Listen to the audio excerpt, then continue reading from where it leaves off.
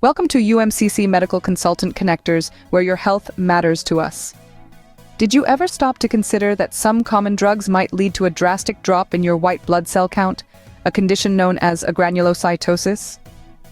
This silent threat can sneak up on us, affecting our body's ability to fight off infections and diseases.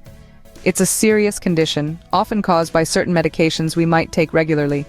It's important to understand the potential risks associated with these drugs, so get ready as we dive into the different classes of drugs that can cause this serious condition. First on our list are antithyroid drugs. These are medications like methimazole and propylthiouracil.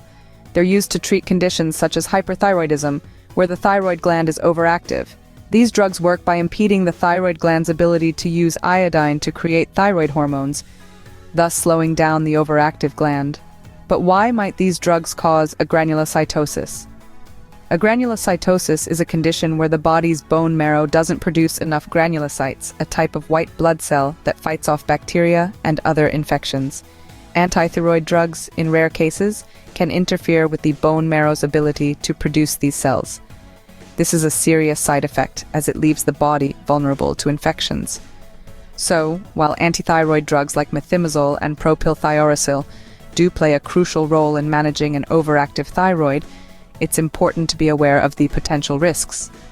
While these drugs can be beneficial, they can also lead to agranulocytosis, a risk that should not be overlooked.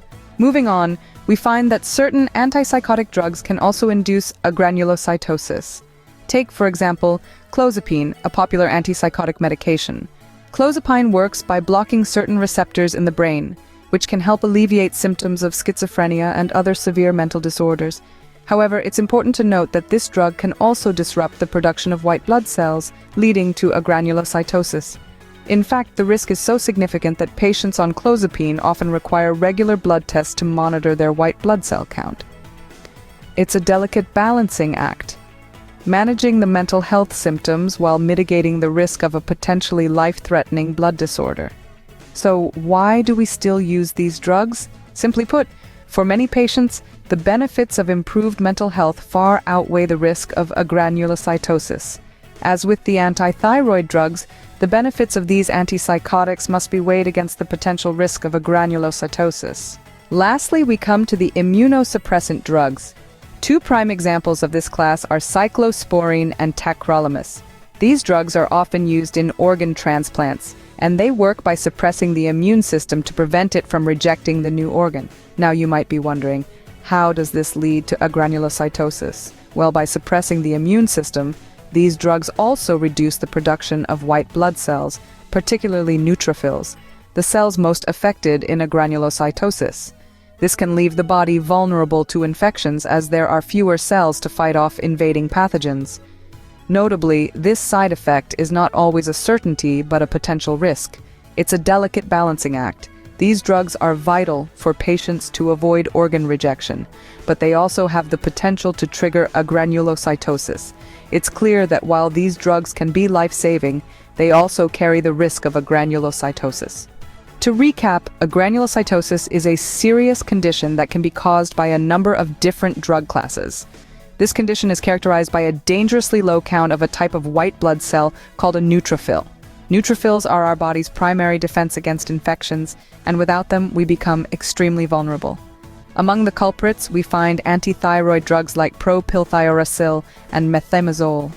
These medications, used to treat conditions like hyperthyroidism, can lead to agranulocytosis in rare cases.